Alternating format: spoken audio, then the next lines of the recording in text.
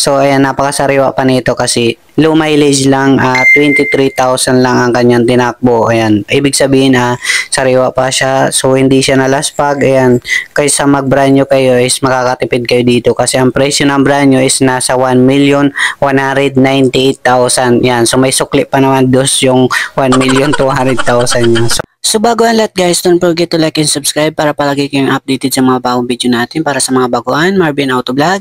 So bagsak presyo tayo palagi. Open cash, financing, and trading. Tara, check na natin yung unit.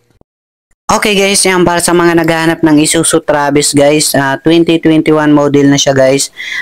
L, 10 feet pa. So manual diesel. So ayan, napakasariwa pa nito kasi low mileage lang, 23,000 lang ang kanyang tinakbo. Ayan, ibig sabihin sariwa pa siya. So hindi siya nalaspag. Ayan, kaysa mag-brand new kayo is makakatipid kayo dito kasi ang presyo ng brand new is nasa 1,198,000. Yan, so may sukli pa naman dos yung 1,200,000 niya. So ito guys, para sa mga cash buyer ay nagkakalaga siya ng 950,000 lang. Yan, so may discount pa kayo ng 30,000 kung interesado kayo dito, okay?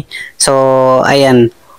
So, kan sa financing naman guys, pwede naman, nasa 410,000 lang ang kanyang cash out down payment.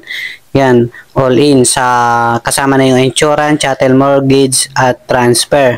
So, sa monthly naman is 20,000 ang plus ang kanyang monthly, okay? Sa 4 years. 20,000 ang kanyang monthly sa 4 years. Yan, okay? So, check nyo na lang dito guys. So, thank you guys.